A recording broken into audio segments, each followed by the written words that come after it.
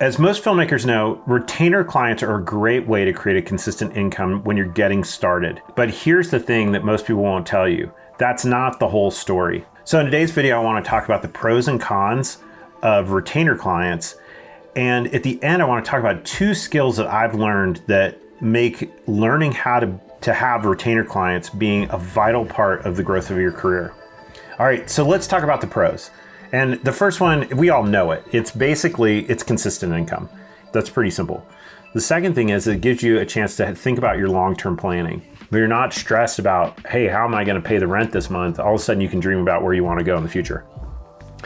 The second pro of this is that when you work with a retainer client, you deepen the relationship with them. You actually can have a chance to get to know them, what their dreams and goals are, and you actually build trust. It's a big deal. All right, the next is creative leverage. You know, the pro of that is that when you have the chance to show them what you're capable of, and then you start to present new ideas, they get really excited about saying, hey, I didn't know we could do that, or let's try this, or all of a sudden you feel like you're not a pay and play player, you're actually a partner in the vision and where they want to go. Now, the next piece is pretty simple. It's just easy project planning. You know, once you get to know them, you know the rhythm, you know how they distribute things, you know what their deliverables are, you know what their processes are, everything goes so much faster. With every film that we do that we've done with a retainer client, it's probably 35% faster than the first time we did it. So by the time that you finish your 100, you've maximized all your efficiencies, you know what to bring, you know what they don't care about, understand that, hey, this elaborate lighting setup didn't add value to them, you know that how to actually shoot scripts that are easier for you, but actually provide value for them. But then you also realize that where you can creatively grow and actually take in things that, hey, I want to try a new lighting setup. And to them, it might not matter. But for me, I was able to learn a new piece of gear or something like that. All right. The next part of this is just sustainability of a team. When you have guys that you like to work with or girls that you want to work with, and you can do that on a consistent basis, we all know that it's about consistency. If there's a director that's hiring you all the time, you usually stay with them and you learn that creative rhythm that's super helpful. So having a retainer client and teams that you work with on a consistent basis is a huge bonus. So the next one is just creating higher value content for them. When you work with somebody consistently, the work gets better and better, and the results of that usually get better and better. And so that gives you a chance to either work with them or raise your rates or do whatever on the long term. And the last thing is that if you draft your contract well, you can set limitations that allow you to have flexibility and freedom. This is a con, and we'll talk about that in a second. So let's talk about the cons. The first is creative constraints. And I think we've all dealt with this, is that all of a sudden we have these creative visions of what could be and working with clients, and then all of a sudden they're not interested in any of it. They don't really care about what we're working on. They don't care about our creative ideas. They just want to get done what they have a vision to do. So all of a sudden it's discouraging, it feels demeaning, it feels like what we're doing just doesn't, we have so much more to offer, but they don't want it. So I can really work on my self-worth a lot of times, is that I'm like, wait, I'm better than this. To be honest with you, when we did Rising from Ashes, there was a click that happened. And I wasn't planning on talking about this, but I had done a lot of client work. And when I did Rising from Ashes, I became a filmmaker. Before that, I just called myself a filmmaker. But when I did that film, and then I started working with clients, I was bringing a filmmaker's personality into those films. And I had conviction. I knew what I wanted to say. When we talk about the cuts of things or how I would cut scenes, it was all reflected because my personal work mattered so much. But then when I had some lulls and I started working with clients again, I found myself creatively falling back into that sense of, well, wait a second, let's just get this done quick. They don't care. And then that edge of that creativity that made me good at what I do fell apart because all of a sudden I realized I was getting lazy and I wasn't bringing that to the table because they were dictating what they wanted. And so I got out of, I had a client that I worked for that I was actually working on retainer, and then I actually got off the retainer and said, look, I don't want to work with you guys like that anymore because I'm creatively getting killed here. So the next piece of this, the next con of this is just scope creep. For a lot of filmmakers that don't know how to negotiate contracts, they start out thinking this is going to take me 5 hours a month to do, and it ends up taking them 15, sometimes 20 hours because the client all of a sudden doesn't see them as a contractor. They see them as an employee. And all of a sudden the contract really doesn't say how long it's going to take or any of these things. And so all of a sudden the contract's not great. And what ends up happening in the long term is that you're trading time for money.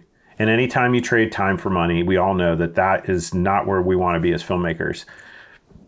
That's just like any other day labor. And we don't want to be a day laborer. We want to own the things and be entrepreneurs, or at least the filmmakers I run with. All right, the next con of this is contractual complexity. Sometimes if you have big clients that have legal firms and things like that, they'll draft a client relationship that you may not see the pros and cons of it, but it really does take you out because there's small print. And so unless you have defined the time that they're spending and the amount of money they're spending on you, all of a sudden it can just tank you. There's no other way around it, is that you really need to learn these contracts. And if you don't have the skills, communication skills, conviction, and how to be kind, but also stern on what the contract says and can back it up with a contract, you can really get taken advantage of quickly. And it can also, personally, it just takes you out emotionally. Is that when you have a client that just doesn't treat you with dignity and respect for what you have a passion for, it can really take you out. And I've seen it so many times that just the discouragement of it just makes people feel devalued. And I know you're valuable, and I don't want to see that happen. So the last area is a con for me, is that it's complacency. It's just human nature. If we take the easiest route, regardless, just go hiking and you can see where people cut trails and things because they can see where the trail goes and they go, why would I go all the way over there to go there? It's no different with anything else we do in life. If you don't have a community that you're part of that understands that, hey, I'm going to work on this with this client for 2 years and then evaluate, that understand your long-term goals of producing the content that you really care about, and that are holding you accountable to that, you can easily just get lazy. I got lazy for a couple years when I was working with a bunch of retainer clients and I just didn't produce anything. And so all of a sudden my creativity started to diminish. What made me hireable went away because I just wasn't producing anything that I was actually proud of. So the last area I want to mention is client dependency. And this one's big. The next two I'm about to mention are probably worth the entirety of this video. First one is, as I said, client dependency. Is that some filmmakers will see it and they'll just say, this is the golden ticket. This is a great client. They're going to pay me forever. You know, during COVID, I had a client that called a week after COVID started and said, look, we've got to kill this retainer. We've just got to cut costs. And boom, just overnight, I lost $60,000.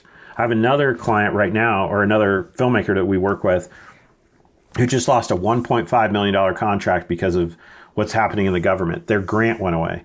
I have another filmmaker who spent $40,000 of his time going, hey, I know the grant money's just in play. That grant got killed. He's out $40,000. All of a sudden, they had built a lot of their company around that money. And my friend that just lost 1.5, he had 4 other clients. So the key to it is diversification. Is only spend 30 to 40% of your income should come from one client. That's the kind of the rule. You can bend it, but the key is that you just don't get comfortable thinking that that client's going to be there forever. So here's the key to all of this, and this is why I made this video in the first place. When I learned how to work with clients and go on retainers, I just applied that same skill to making feature films. Now, this is so counter, and we talk to a lot of filmmakers that this is new news for them. Might not be for you, but for a lot of filmmakers we work with, when we do a feature film, it doesn't matter if it's $250,000 or $1 million or $50,000, it doesn't matter. For the entirety of that project, we're on retainer for that project. Now, some months I don't do anything. Some months it's all I do, you know, or some months I'm not even able to work on anything else because I'm in production, I'm directing. But no matter what, I don't get paid like the rest of the crew. We don't burn all our cash just on production. We might actually bring in a few bucks off of camera rentals and those things. If our DPs aren't renting us their cameras, we might bring lights, so we might get a little money out of that. But we don't have any expenses because the production pays for that, but we're on retainer. No matter what I'm doing, I get paid the same amount. If I'm on production in Africa, or if I'm editing, or if I'm on a Zoom call, I make $7,000 a month, period. Now, here's the key to the whole thing. For us, we are often working on 3 to 5 projects at the same time that we're on retainer for. So that's how all of a sudden your income looks a lot different than most other filmmakers. So I might be in development and I've got 25,000 sitting over there that I'm pulling from. I might have 2 features where one's releasing and one's in development or one's in production. So I have multiple streams of income from feature films happening all the time that people don't realize that that's how you create a sustainable career, is not looking at it as it's called diversification. It's just we decided to diversify our income in feature films. Now, to learn more about this, you can learn about it in Doc Film School and be part of that community to hold you accountable to your goals and all that stuff.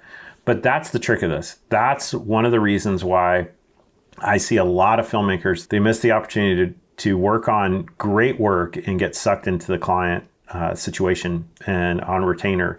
And they'll go years doing it. And then all of a sudden they get married, they have kids, they'll have something, they'll buy a house, and all of a sudden things change and then the phone rings. So listen, I care about you guys, and I really want this. I really want your careers to be successful, and that's the reason we started this YouTube channel and Doc Film School and everything else. And there's new cohorts starting all the time. So in any case, have a great summer. I hope you're having a great week, and we'll see you in the next video. Oh, and by the way, this helps if you like and subscribe.